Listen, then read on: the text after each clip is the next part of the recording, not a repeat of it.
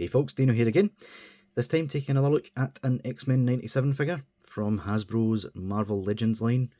This is Nightcrawler, aka Kurt Wagner, sporting his new 90s hairstyle, which is a bit different from the original 90s cartoon.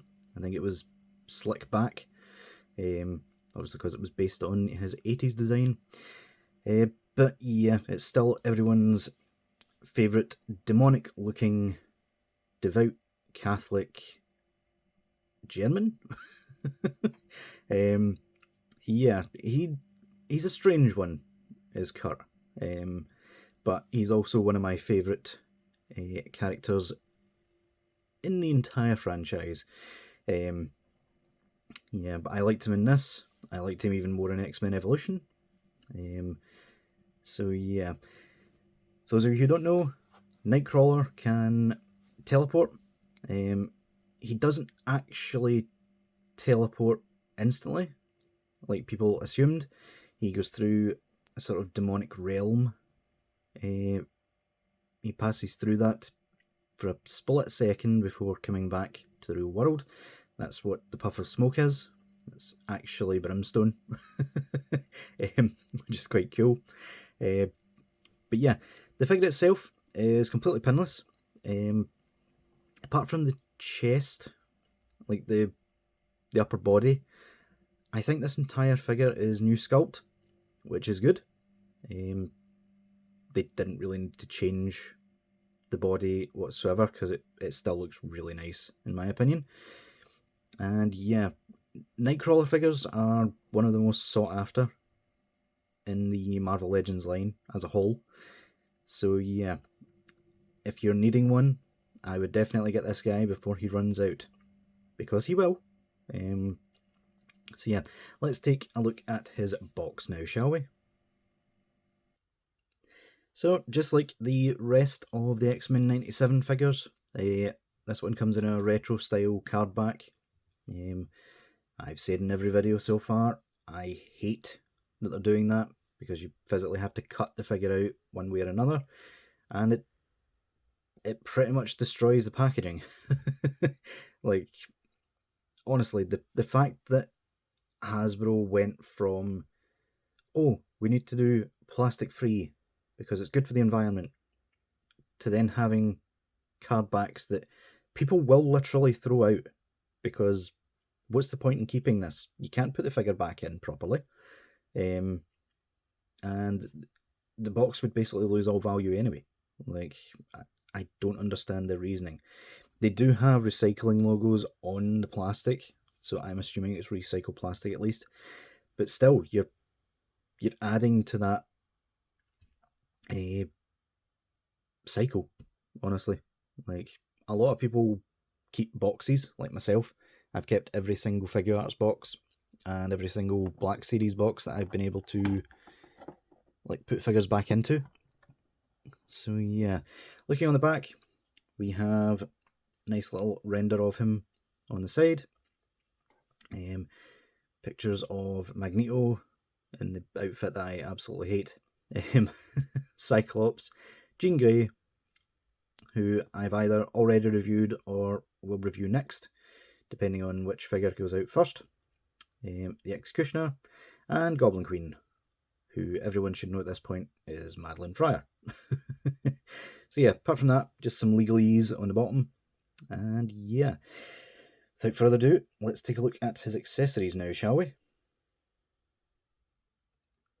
So unfortunately, just like the rest of the X-Men 97 line, except for whatever reason, Cyclops, he literally only comes with an alternate head and 2 extra hands.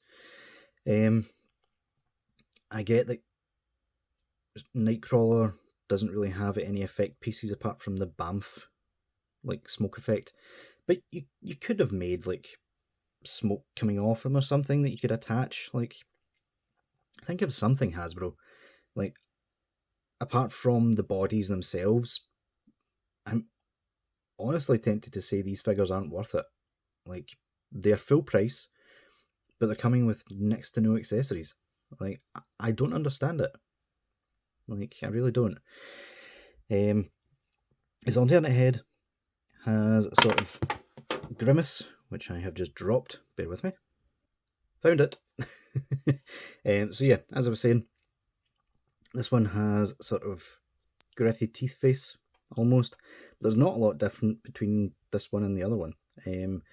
The hair has some nice dry brushing in it. With the fact that it's blue dry brush, like, I'm not entirely sure why they didn't just mould the entire head all in one piece and then dry brush the black instead of the other way about, but it still looks nice, and it is two separate pieces. One thing I am not thrilled about is a sort of cell shading on his head. Like, I get that in most media, and even in the original X-Men cartoon and the 1987 cartoon, he had this sort of dark bit on his forehead going down a bit. I just never liked it. Like, X-Men Evolution never showed him like that, and it was totally fine. But yeah, the eyes are painted nicely, and yeah, decent overall. Normal head is pretty much the same. I'll probably keep it like that with a smirk. But yeah, not really looking a whole lot like him in the cartoon, to be honest though. He looks a bit younger in the cartoon, despite not being that young. Yeah, it still works, don't get me wrong. He comes with a pair of relaxed hands on him in the package, just to quickly show that off. And we get a pair of fists, which are still just the three-fingered hands, which is decent enough. Thinking about it, didn't he also use a pair of cutlass? I'm not sure if he used them in the original cartoon, but he did use them in the comics. I know that for a fact. So why didn't he at least come with that, Hasbro? Like, just give him one cutlass, that would have been enough. And a gripping hand, if you couldn't afford to give us both. Like, I don't understand it. Anyway, taking a look at Kurt himself, I really like it. I have always really liked this design, with a sort of V going right the way down. Yeah, like I said, every part of the figure apart from the torso and the crotch area is new sculpt, I believe, because they're all pinless. He does have more definition to the muscles than the original Nightcrawler did. I did look up some details before starting the video. Yeah, the cuffs of the gloves are also sculpted. The red is kinda sloppy, but it's decent enough. Same on the other side. And on his boots, the white of the boots is actually a separate piece. You can see the gap between the red and the white there. That's a bit of a strange choice, considering they could have sculpted the entire boot, because red paints better onto white than it does to black. Like, don't really understand that decision. But yeah, all in all, really nice figure. I do enjoy it. The ab section and the crotch section is painted compared to up here, which is a separate piece, but the paint is nice and very, very close to the colour of the plastic, so that is good. But yeah, other than that, it's black and white plastic, really. Still looks nice though. The tail itself, it's not got a bendy wire or anything in it, but it gets out the way, and it's in such a position where it's going to look decent regardless of where you put it. And if you even want it right down the bottom, it nicely wraps around his tail and gets out the way. So yeah, in terms of articulation, Nightcrawler, as he should, has quite a bit of articulation. His neck goes up that far, goes down really far, swivel, and a little bit of pivot, not a whole lot, but enough to give him a bit of expression. It's got a on the ball hinge on the head. Arms can go up that far. They can swivel all the way around. This does get in the way a little bit because it's really hard plastic. It does have butterfly joints, which can get them that far forward, that far back. Bicep swivel, double joint at the elbows, which once you actually get them into position, almost gives them full range. Very close. I notice the front joint is quite loose on this side. No issues on that side, just this one. A hinge and swivel at the wrist. He has ab articulation, which can go back really far and can hunch over really well also, which is good because you want him in hunch poses. That's what Nightcrawler is mostly known for. He does have waist swivel, which is almost on a ratchet. That's a bit strange. It does break up the sculpt though, so you can't really use it. But it is there if you need it.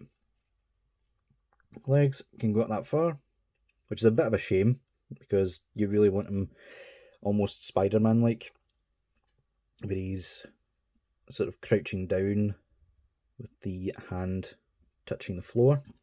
So a little bit of a disappointment there.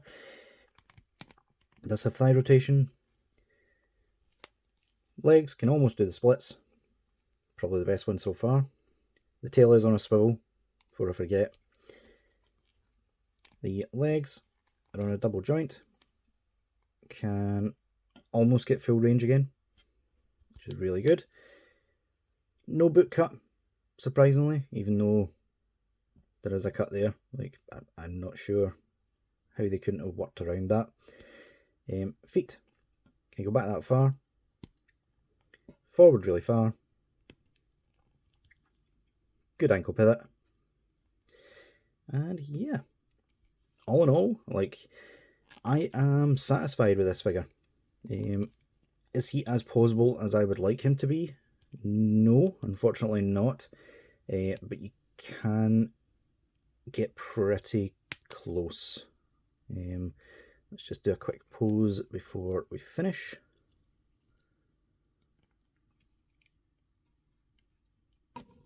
And yeah, that's probably about as close to the ground as you're going to get him, without him being unsteady on his feet, which is admittedly decent enough. Like I said, I would have enjoyed being able to put him into that Spider-Man-esque pose, because he is quite acrobatic. Oh, there he's falling. So yeah, that's a bit too far down, unfortunately. But yeah, all in all, a really good figure. If you missed out on the original figure, this one is a good stand-in. If you can stand the cell shading on the face. But yeah, all in all, guys, decent figure. I would recommend it. So let me know what you guys think in the comments down below. Leave a like, subscribe, all that jazz, and I'll see y'all later.